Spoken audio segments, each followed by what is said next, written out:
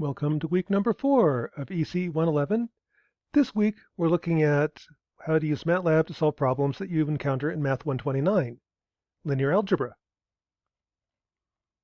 So kind of as an introduction, in algebra, Math 103, you solve one equation for one unknown.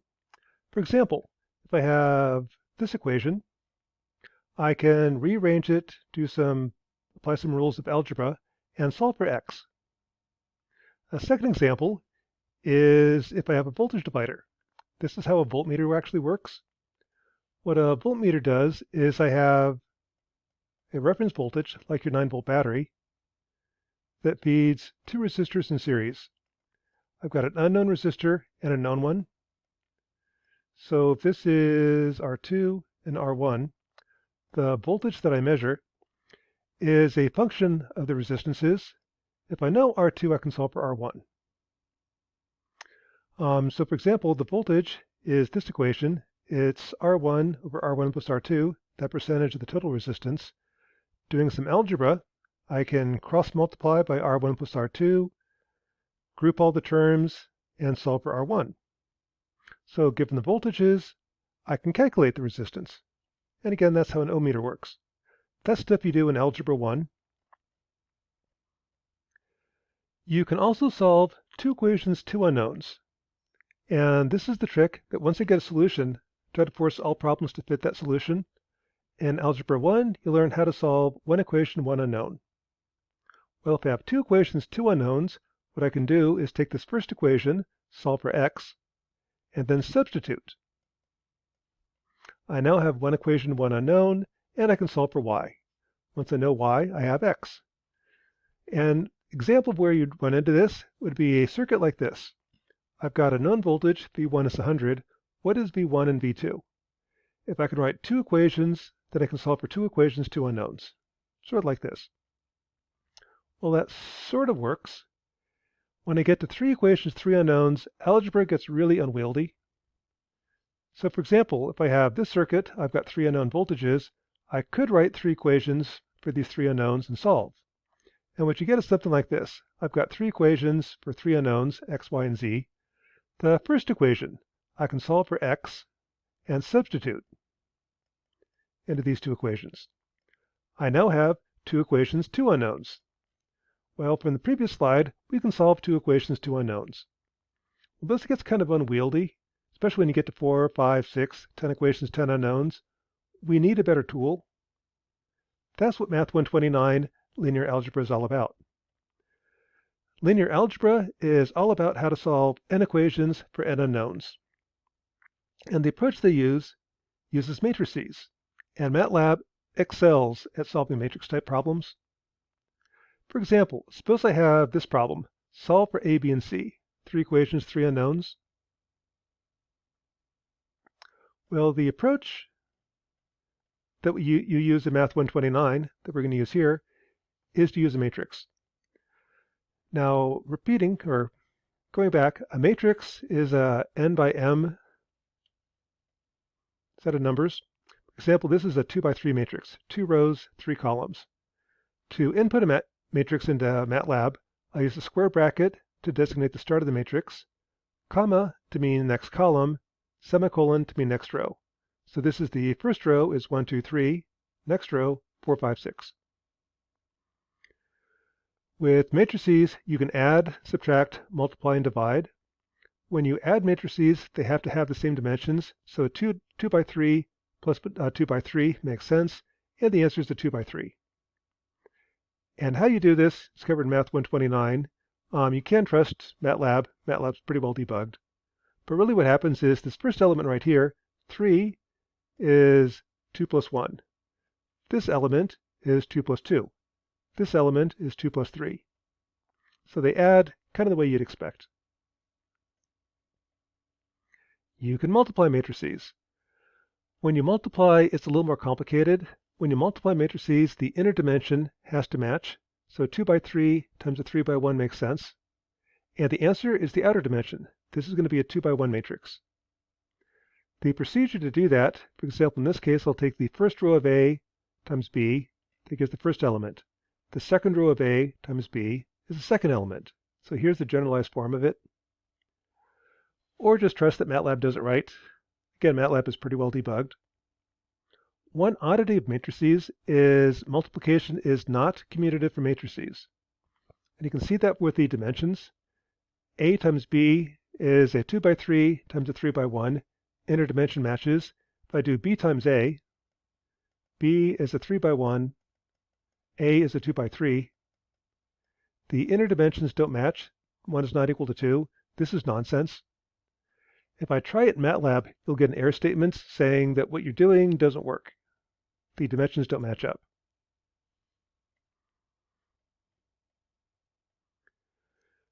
Also, a little bit of background on matrices. Matlab has a zeros matrix. The zeros matrix, like a 3 by 3 zeros matrix, is all zeros, kind of like the name suggests. The zero matrix has the properties similar to the number 0. A matrix plus the zero matrix is the matrix. A matrix times the zero matrix is 0. There's also the identity matrix. That's 1's on the diagonal. It has to be n by n. The identity matrix behaves like the number 1. A matrix times the identity matrix is the matrix. There's also a thing in Matlab called transpose that takes the matrix and kind of flips it. So take this main diagonal and flip it across that main diagonal. That's a transpose. And in Matlab, a transpose is a single quote.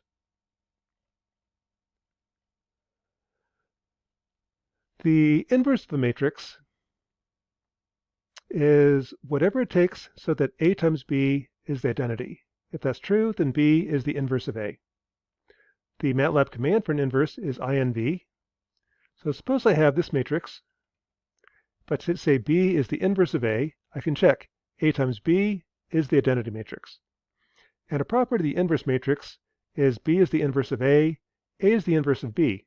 So you could also do B times A is the identity matrix. So anyway, back at the ranch. How do you solve n equations and unknowns? Well, the approach that we're going to use is to use a matrix. Express the output matrix Y as an n by n matrix of known constants times by n by 1 matrix of unknowns. If I do that, then I can multiply on the left by B inverse. Again, you got to watch the order that you multiply because matrices are not commutative. Multiplying on the right is different than multiplying on the left. If I multiply on the left, over here, I get B inverse B. That's the identity matrix. And the answer is A. Over here, I get B inverse Y. So here's the solution. If I have n equations, n unknowns, and I write it in matrix form, then my unknowns are B inverse Y. You're going to see that's way, way, way easier than what you did back in Algebra 1. For example, suppose I have these three sets of equations. The first thing I want to do is write it in matrix form. So I'm going to take these constants A, B, and C and put them in a matrix. And kind of what I want is B times A equals Y. A are my unknowns. Let's call that A, B, and C. And the order doesn't really matter. You just have to be consistent. My Y matrix is 10, 22, 10, 22. My B matrix are the coefficients. So this first row is my first equation. What this says is 3 times A plus 4 times B plus 5 times C is 10.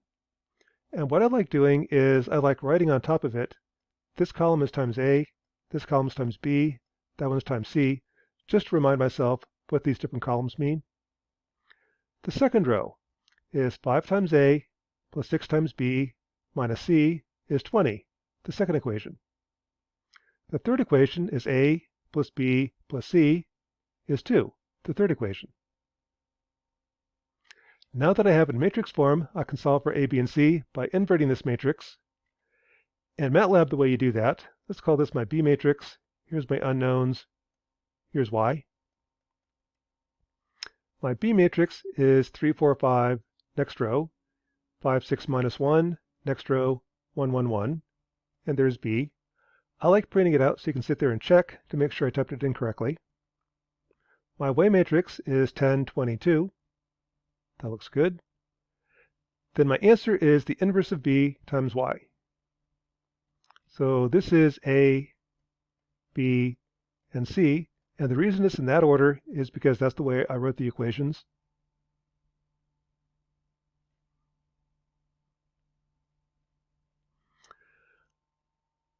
Another example of where you could do this. Suppose I want to approximate sine of x with a straight line. And I want to do that over the range of 0 to 1.5. Well, I've got two unknowns. So if I write two equations for two unknowns, I can solve for a and b. So let's pick 2 points for x. Let's let x be the endpoints, 0 and 1.5. In that case, y is the sine of x, 0.975. Pick b to be the basis. So this is going to be x and 1. So that's going to be a times x plus b times 1. In Matlab, the way I can do that is here's my points x, there's y. Here's my basis function. The first column is x. The second column is 1. And one way to do that is x times 0 plus 1. That sets the dimensions correct. Another way you can do that is x dot hat 0. Anything to the 0 power is 1. I just want a ones matrix that's the same dimensions as x. Once I have b and y, I can solve for a. A is just the inverse of b times a. There's my answer. So what this means is the way I wrote it, sine of x is roughly 0.665 times x plus 0. What I just did is I drew a line that passes through the two endpoints. I said this is my first point, there's my second point. 2 points lets me solve for two equations for two unknowns. There's my straight line. And if I want to plot that, let's just plot x between 0 and 1.5, steps of 0.01. My actual function is sine of x, that's the blue line. My curve fit, there's my basis. Basis times my constants is my curve fit, that's the red line. That's what I get.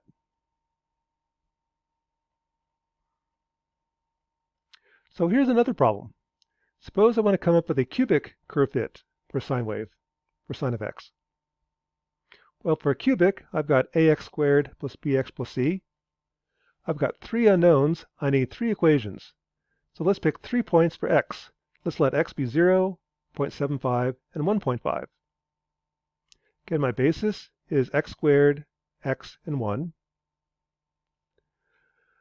My output y is the sine of x. There's sine of 0, sine of 0.75, sine of 1.5. I can now solve for my constants as a is inverse of b times y. Those are my three constants. And there's my curve fit. Minus 0.32x squared plus 1.15x plus 0 is roughly sine of x. Again, if I want to plot that, let's have x go between 0 and 1.5. Y is sine of x, that's the correct answer. Here's my basis, x squared, x, and 1. So here's x versus y, x versus the curve fit. Kind of note I'm using the dot notation because, again, this is, what is that? 150 points, 150 by 1 matrix. This says do element by element squaring, element by element to the 0 power. This gets the dimensions right. Note that the parabola hits the curve exactly at the 3 points I defined. That's really what I forced. Come up with a parabola that passes through those 3 points. All the other points, I'm not considering. Okay, so that's one way to solve inequations and unknowns, is to use Matlab and a matrix inverse. So here's a problem for you. What happens if I have more points than unknowns? So like if I have 2 points, I can solve for a straight line, y equals ax plus b. If I have 3 points, I have y equals ax squared plus bx plus c. Suppose I've got 7 points. Come up with a line that passes through these 7 points the best you can. I won't get it exactly, but what's the best I can do? Well, that really depends upon how you define the word best. One solution that's very common is called least squares. What I'm going to do is find the line, take the distance between the line and these points, take that distance and square it. That way a negative error is just as bad as a positive error, and sum them up. What line minimizes the sum squared error? Hence the name least squares. Turns out the nice thing about least squares is it has a closed form solution. And that kind of makes sense because if I take a square and, well, the minimum of a function is when the derivative is equal to 0. That's something you're going to cover when you get to calculus. The derivative of a quadratic is a straight line. Linear functions are easy to solve. That's one reason we do least squares. Another one is this derivation. Suppose I have, like in this case, I've got 7 equations, 3 unknowns. So this is a 3 by 1 matrix, and I've got 7 equations. That means that B is a 7 by 3 matrix. That's a problem. I can't invert a 7 by 3 matrix. I can only invert square matrices, like a 3 by 3. So let's multiply on the left by B transpose. This is a 3 by 7. This is a 7 by 1. That's valid. The two inner matrices are 7s. This is a 3 by 7. This is a 7 by 3. Inner dimensions match up. The result is a 3 by 3. You can usually invert 3 by 3 matrices. So let's multiply on the left by B transpose B inverse. That cancels this term, and I'm left with A. So there's your least square solution. B transpose B inverse, B transpose Y.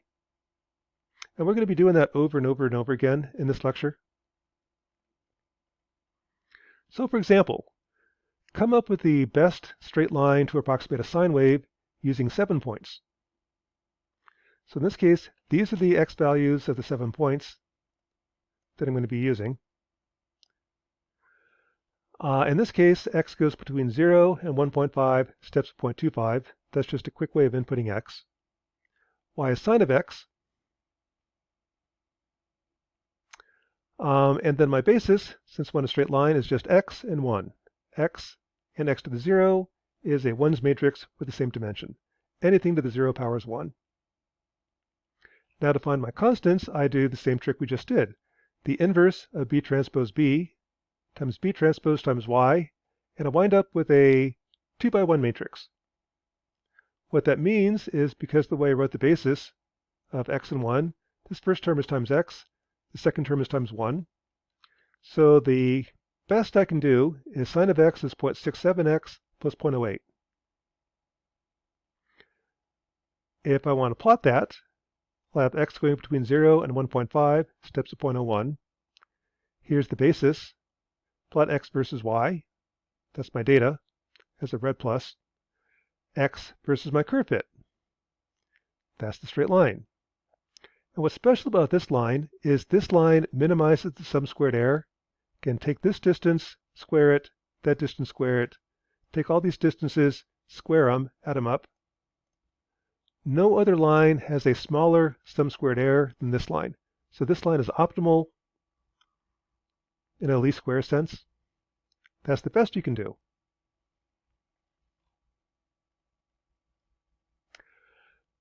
It doesn't have to be a line. I can curve fit cubics. Again, all I have to do in this case is choose a different basis. If my basis is now x squared, x and 1, so here's my basis, x squared, x and 1, y is sine of x, solve for a, exactly the same code. Inverse of B transpose B, B transpose Y. So again, this is x squared, x, and 1. I now have 3 terms. The first term is times the first basis element, x squared. The second answer is times the second basis element, x. And the third term is times the third basis element, 1. So that's the least square solution for a parabolic curve fit for sine of x. And again, I can plot the two. X goes between 0 and 1.5. Plot a red dot at my points. For a bunch of points, plot the parabolic curve fit, my basis times my constants, I get the blue line. And again, what's special about this parabola, this is the optimal parabola. This has the smallest sum squared error of any parabola that you can come up with. So again, that's least squares. It's optimal, well, I don't like the word optimal. It's optimal for an arbitrary cost function. It's really just more of a good curve fit. The reason we use least squares is it has a solution. That's a big plus. The solution is pretty reasonable. It's not a bad approximation. So usually, almost always, we use least squares. You can define other cost functions like what's the least cubic curve fit, what's the least x to the fourth. Those are all valid costs that I want to minimize. The problem with them is they don't have a nice clean closed form solution. Having a solution is a big plus. That's why we like least squares. So with that, you can probably do a lot of the homework problems. But what we're going to do here is rather than just make up data and curve fit them, let's use some real data. That's one of the beauties of engineering is you don't have to listen to experts. Right now we've got experts telling us that such and such is happening. Well, you don't have to believe them. As engineers, we're pretty good with numbers. You can have access to the raw data, the actual data. And then with the raw data, you can analyze it yourself and see what's happening. So this is what we're going to do for the rest of the lecture. Let's take some real data. Let's look at the Arctic sea ice, how much ice is covering the Arctic Ocean, and do some curve fits for it, and then see what's happening. Let's look at the weather, the temperature in Fargo. Do some curve fitting, see what's happening to Fargo's weather. Let's look at global CO2 levels, and let's look at global temperatures, and just see what the data is telling us. Again, we don't have to listen to experts. You don't have to listen to anyone else. We can get access to the data ourselves and do something with it and see what it means. So let's start with Arctic sea ice levels. If you go to the National Sea and Ice Data Center, and there's a couple ways to get this data. If you go to Bison Academy, under here, you can sit there and click on these links, and that'll have the raw data. So there's the year, the minimum ice level, the maximum ice level. The reason I did that is certain administrations didn't like the data, so they took them down. So I copied them, put them on Bison Academy. Another way to get to this data, go under Resources, and under Weather Data. Here's the link to the National Sea and Ice Data Center. Pretty neat website. The National Sea and Ice Data Center has been monitoring the ice level in the Arctic since 1979, and they monitor it on a daily basis. If you go to this interactive sea ice graph, let it load up.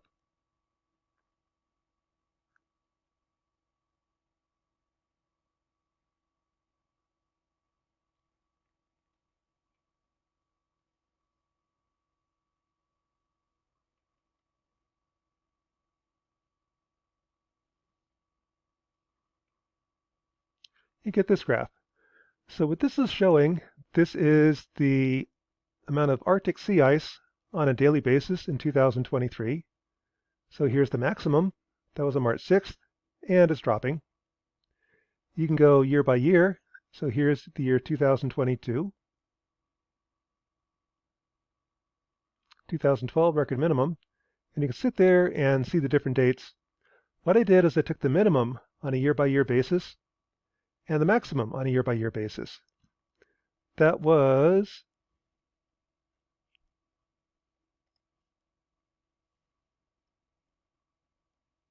this file.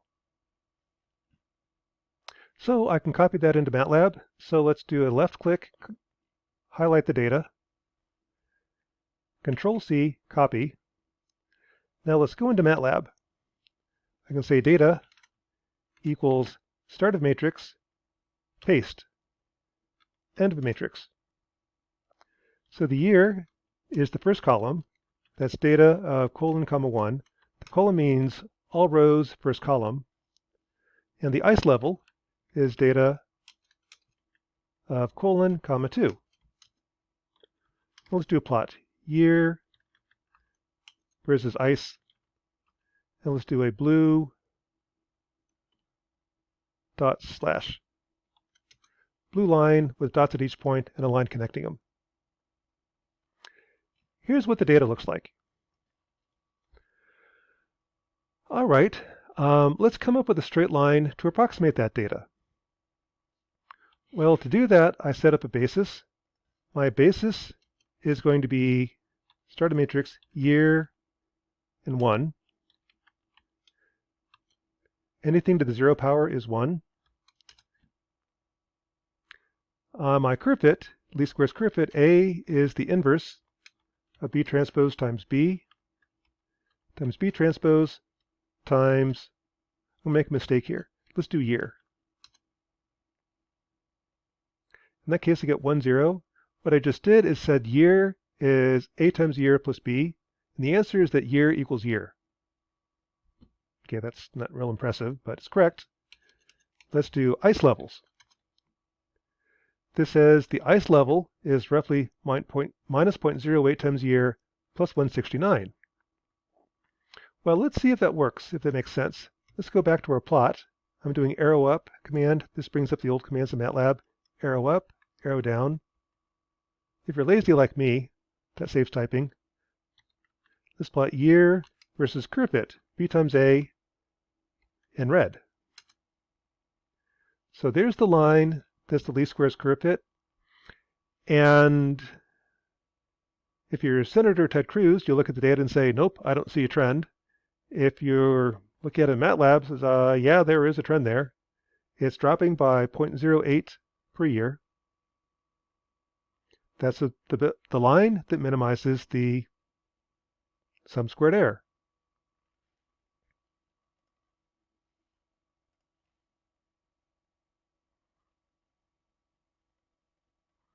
So again, this is kind of what I did here.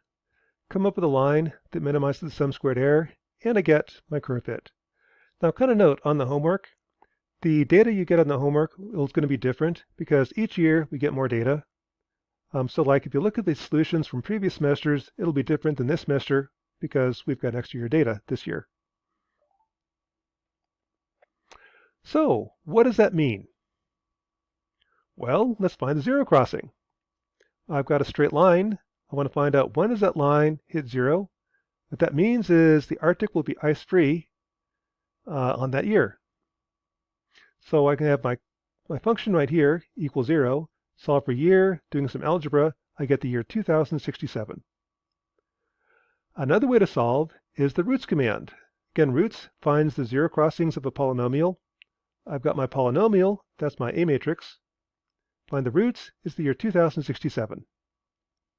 So using a linear curve fit, the data predicts that the Arctic will be ice-free for the first time in 5 million years in the year 2067.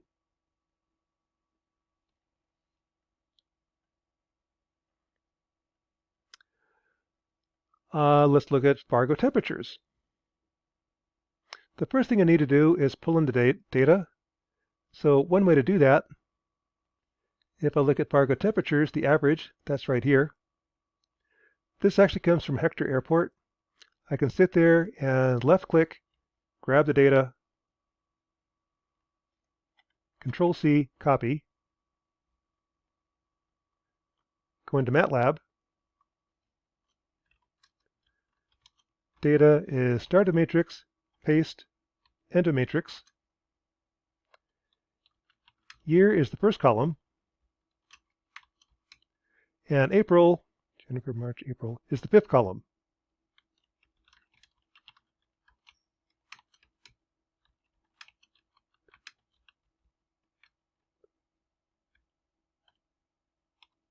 And this last one, the blue dot line, you don't really have to do.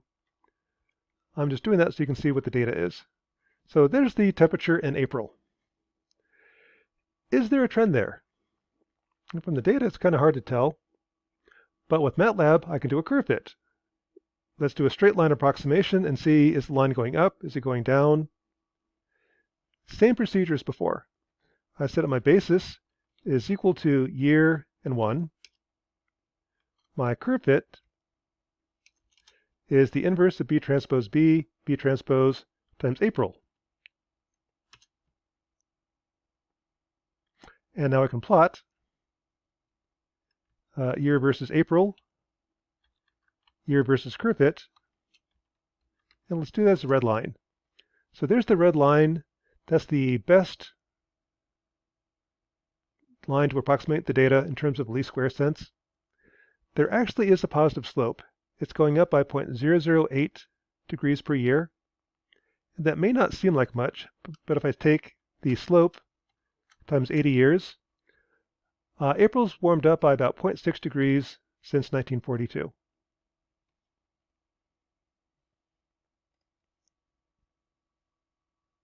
So again, that's what this is doing. Given the data, grab the data from the internet. That's one of the beauties of the internet. It used to be trying to get data to analyze was just a pain. Now with the internet, there's all sorts of data out there you can analyze. With Matlab, I can analyze it. The first part is get the data into Matlab. That's what I was doing there, copy and paste. Pull off the data that you want, first column versus fifth column. Do a curve fit, and different numbers because, again, different amount of data. This is for the data I did here. Fargo's warming by 0.0297 degrees Fahrenheit per year times 80. That was 2.37 degrees.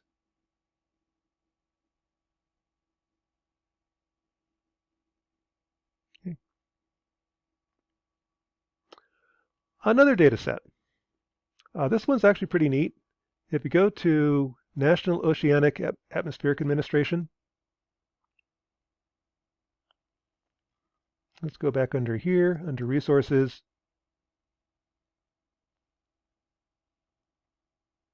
National Oceanic Atmospheric Administration. There we go. They monitor global temperatures, CO2 levels. They want to know what's happening on the planet. Okay, apparently didn't do that right. Let's go under Data.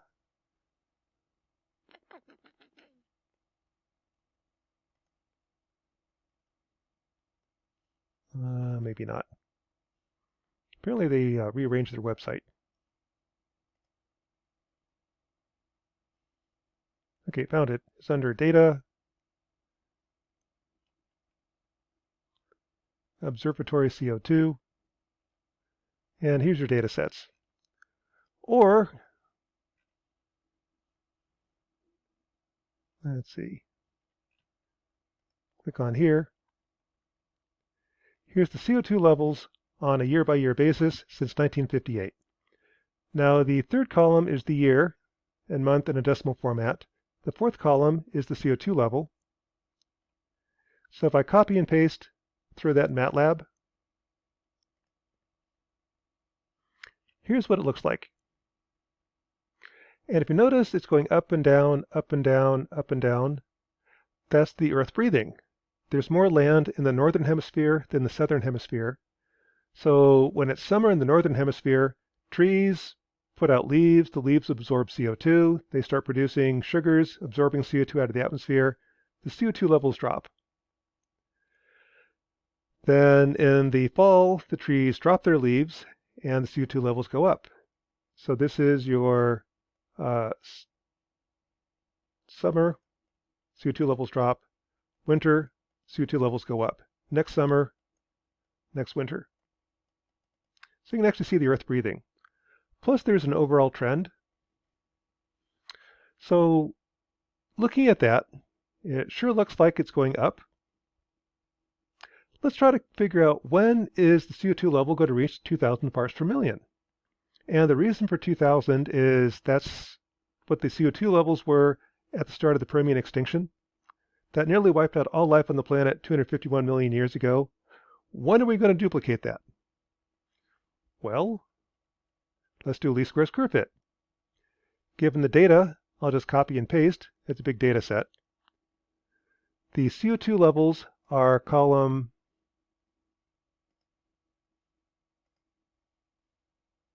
1, 2, 3, 4, 5, column 5. The year was column 3. I got to fix that. Now do least squares curve fit. B is year squared, year in 1. A is the inverse of B transpose B, B transpose CO2. Here's my curve fit.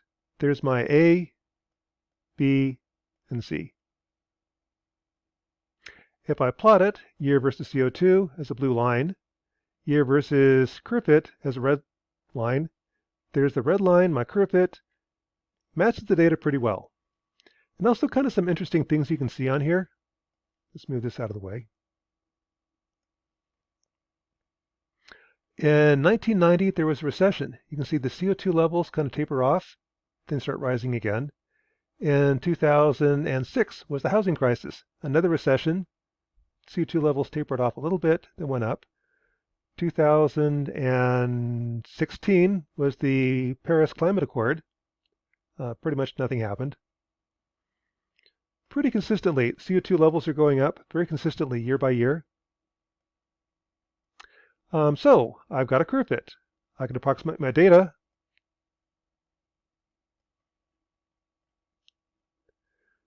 with a parabola. Okay, so once I have that, let's try to find out when will the CO2 levels equal 2,000 parts per million. Now this is a problem. In Matlab, I have function equals 0. That's the roots command. I don't have function equals 2,000.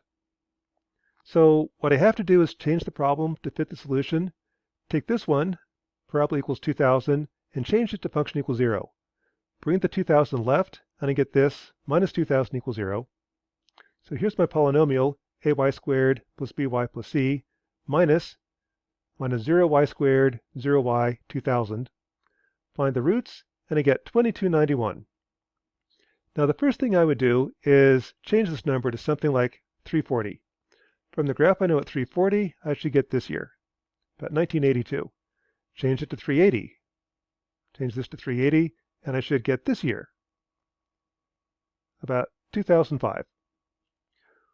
If that works, and you're pretty convinced that what you're doing makes sense, now try the year 2000. That's kind of leap of faith. What this says is, at the current trend, if nothing changes, we're going to hit 2,000 parts per million in the year 2291. And here's a stray solution. Parabolas have two solutions. That's the one we care about. So in about 270 years, we're going to see what happens when we hit 2,000 parts per million. Let's look at global temperatures. Again, you go to National Sea and Ice Data Center, or on Bison Academy.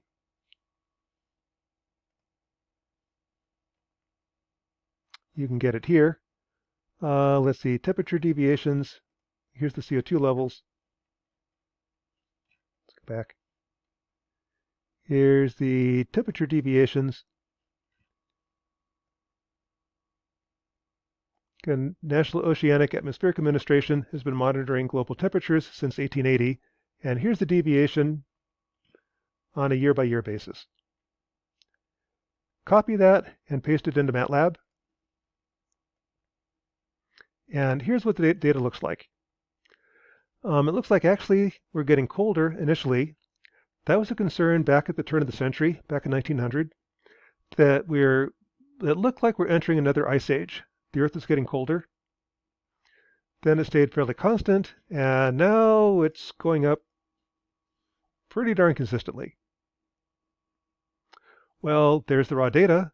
What does it mean? Well, with Matlab, I can do a curve fit.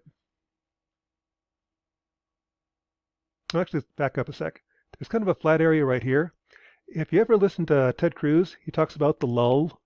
What's causing the lull in the data? That's this part right here. It's fairly flat. We're not really sure why it's flat. My personal theory is it's contrails. This is the end of World War II, and at the end of World War II was the start of the airline industry. The jets leave contrails, that's high-level clouds. The high-level clouds cool the planet. As we get more and more air traffic, I get more and more cooling. And the cooling from the contrails is masking the global warming due to CO2. Eventually, they can't mask it anymore, and the warming takes over. So my guess is the actual warming is actually looking like this. And this distance right here is due to contrails from our jets. And there is some evidence to support that. Back on 9/11, 2001, all air traffic in the US was shut down for 3 days. Well, during those 3 days, the temperature across the US shot up. As soon as the air traffic was resumed, the temperature went back down. With the sample size of 1, you're not really sure. Was that because the aircraft contrails were cooling the US, or was it something else? That's really a hard experiment to repeat. Like, we're not going to just shut down all air traffic again to see what happens. But it does suggest that maybe the contrails are causing this difference. But anyway, regardless, this part of the data is certainly going up. So let's look at the data since 1970. What I can do is just copy and paste, grab the data since 1970. So here's all the data. I don't want all the data. Let's just grab the data since 1970 right here, copy, paste, throw that in Matlab.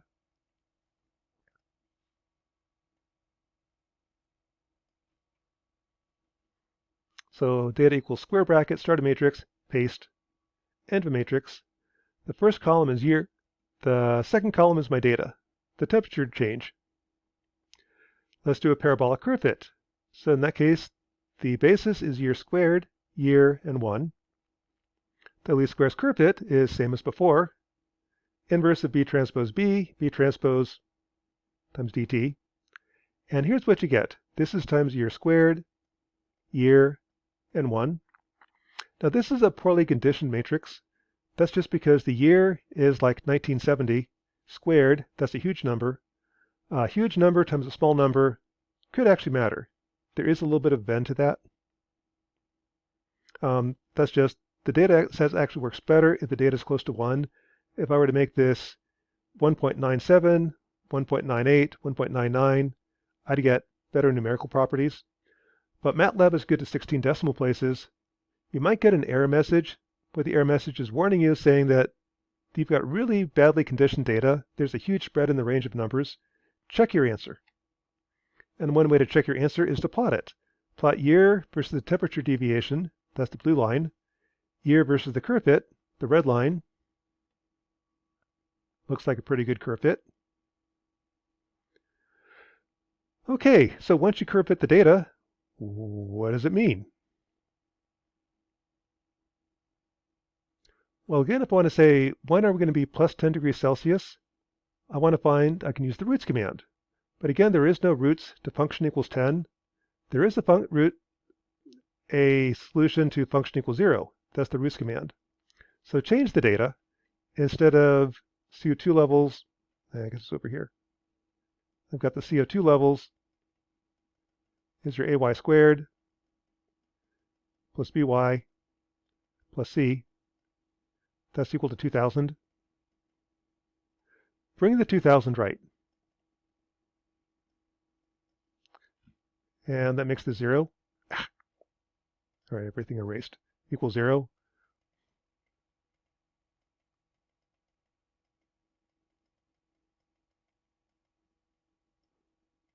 Plus C. So that's what I did here. Oops. All right, equals 10. So this is my A minus 0, 0, 10. This is your year squared, year, and 1. 10 is equal to 0y squared plus 0y plus 10. That's when this should reach plus 10 degrees Celsius. And that gives you a stray answer. And there's the one we care about. In about the year 2322, we'll reach plus 10 degrees Celsius. About 300 years from now. Okay, so what does that mean? Well, again, you can listen to the experts, or you can analyze the data yourself. And what the data is saying is that in 200, 300 years, well, actually in less time, about 30 years, the Arctic is going to be ice-free, first time in 5 million years. In about 200 years, we're going to reach 2,000 parts per million CO2 if nothing changes. In about 300 years, we're going to reach plus 10 degrees Celsius. Is that a problem? Well, in my personal opinion, yeah, that is a problem. We've done this before. The Earth has suffered 5 major extinctions that we know of. The biggest, the nastiest of them was the Permian extinction, this guy right here. During the Permian extinction, 57% of all families disappeared, 83% of all genre, 90 to 96% of all species disappeared. To wipe out a species, that is impressive. If you wipe out 99% of a species, it still survives. As long as there's a couple survivors, the species goes on. You got to wipe out everyone to knock out a species. And the Permian didn't just knock out one or two. About 90 to 96% of all species disappeared. So what caused the Permian extinction? One book that I highly recommend, just a fascinating book, is When Life Nearly Died by Michael Benton. This is probably one of the world's best geologists doing a murder mystery. But the murder happened 250 million years ago, so he's going through how do you dig up data that's that ancient, and just absolutely fascinating book to read, and kind of a summary of it. What the conclusion, at least my understanding of his work, was that what started the Permian extinction was the Siberian traps. Now the Siberian traps are just an absolutely massive volcanic eruption. The lava fields stretch all the way from the Ural Mountains to China. That huge volcanic eruption released huge amounts of CO2 and sulfur dioxide that produced acid rain. The acid rain caused the first wave of extinctions. The second wave, the lava fields covered some exposed coal fields. That set the coal fields on fire, releasing CO2. That raised the CO2 levels to about 2,000 parts per million. Hence the number 2,000 in this homework set, or this lecture. The third wave, the CO2 raised global temperatures by about 10 degrees Celsius. That temperature increase caused yet another wave of extinctions.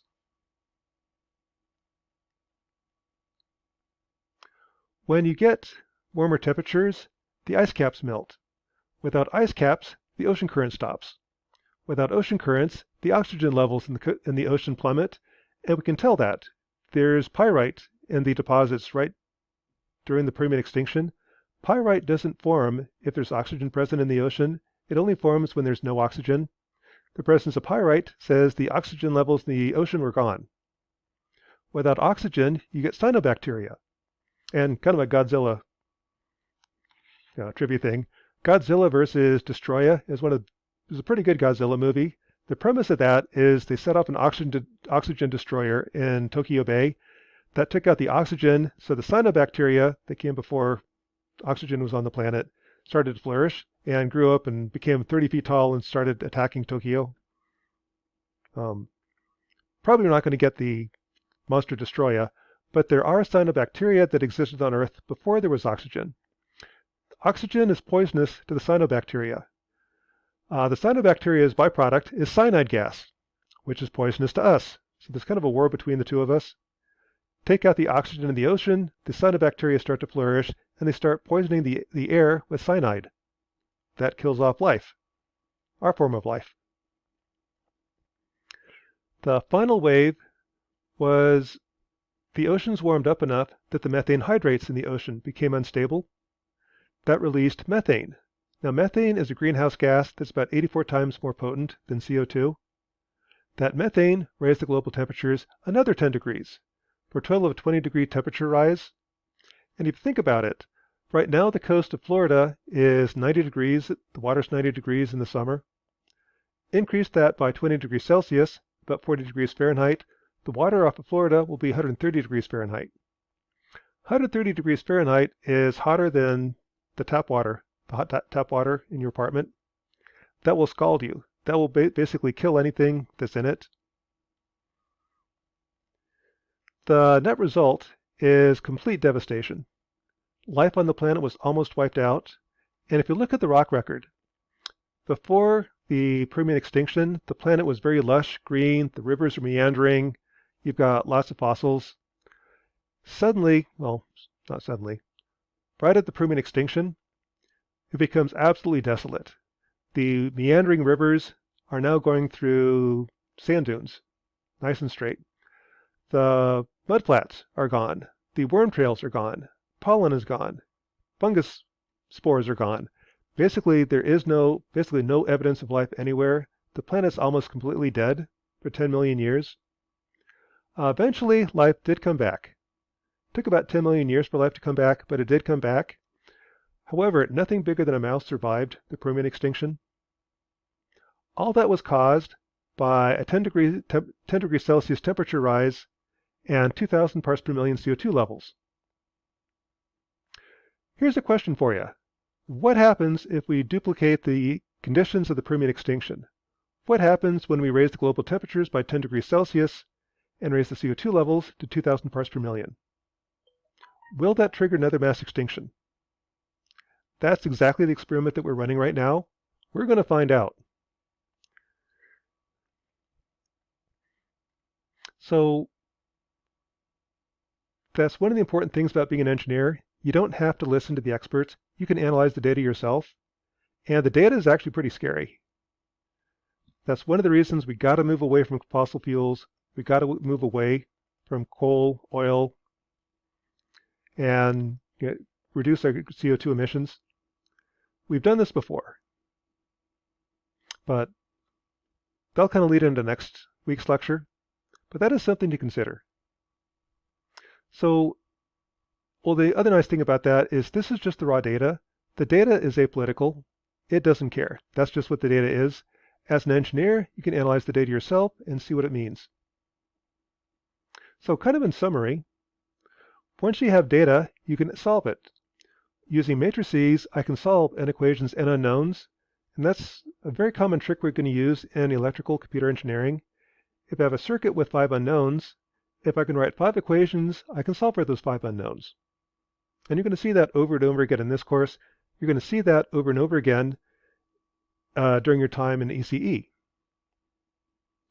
In addition, if I have more equations than unknowns, which is actually really common in the lab, I can solve using least squares. And the least squares curve fit is this equation, the inverse of B transpose B, B transpose Y. That's very useful when analyzing lab data and also allows you to see trends in data throughout the noise. So with that, that should be enough to get you through the homework set for this week. Again, the homework for this week is analyze real data, not just made up data, but real data. See what it says. If you look at the old homework sets and solutions, it'll be similar, same approach. The numbers are going to be different though, because each year we get more and more data. Each year we get a better idea what the trend is. So that's homework set, or that's lecture number 4 for ECE 111.